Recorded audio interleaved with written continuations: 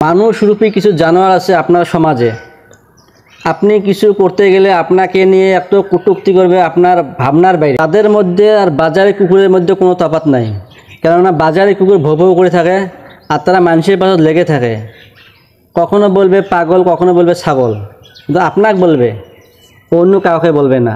যারা আপনাকে নিয়ে কটূক্তি করবে তার খোঁজ নিয়ে তারা দেখবেন তাদের কোনো ইনকাম নাই, বাপের ইনকামে চলে, তাও আবার বাপটা 2 নম্বরই করে টাকা কামায়।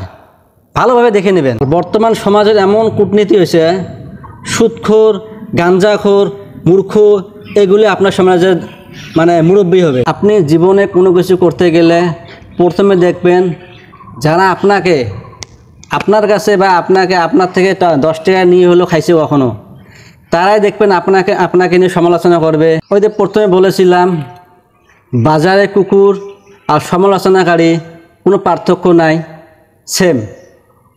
বাজারে কুকুর তো কুড়ে গাড়ে খায়, কিন্তু ওই জেলে দালাল আছে সুদখোর বা সমালোচনাকারী, কখনো অন্য মানুষকে পাগল কয়, দুষ্ট কয়, খবর নিয়ে দেখো তারাই মস্ত দুষ্ট, মস্ত চোর, মস্ত গাঞ্জাখোর। তারা আসল কথা কি জানেন, ওনার এসে ইনকাম নাই, ইনকাম না থাকার জন্য ওই ভৌ ভৌ করে থাকে। আপনি যদি কিংবা একটা ফেসবুকে বা ইউটিউবে ভিডিও ছাড়েন, তার হাসবে কে জানেন, তাদের জলে, ওটা জলে, কারণ ওই যে ইনকাম নাই। যদি নিজের ইনকাম থাকতো তাইলে আপনাকে নিয়ে কোনোদিন সমালোচনা করতো না। আর সমালোচনাকারীদের আমি বলতে চাই, কাজ করে খা, বাপের টাকায় ফুটানি করিস না। তাও তো তোর বাপ আবার মূর্খ হয়ে থাকে, শুনবি যে ওর বাপ মূর্খ, ইনকাম নাই। ওই বাপে কখনো শুনবে কি, ওই কারো কাছ থেকে হাপ্তা নিয়ে যাচ্ছে, কারো কাছ থেকে শুনবো 10 টাকা খুঁজে নিয়ে যাচ্ছে।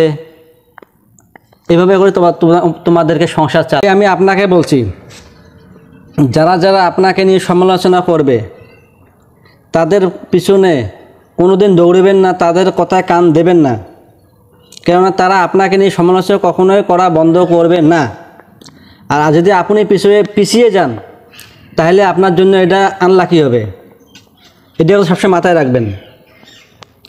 আর যদি আপনি সাকসেস হন, এই সমালোচনার মাঝে মাঝে আপনি সাকসেস হন, এর ভিতর দিয়ে সাকসেস হওয়ার পরে আপনি দেখবেন আপনার পিছনে সে লাইন লাগিয়ে থাকবে 10 টাকা নেবার জন্যে। ওদের কথা আপনি মনে রাখবেন। আর ভিডিওটি ভালো লাগলে লাইক অ্যান্ড সাবস্ক্রাইব করে শেয়ার করে দিন।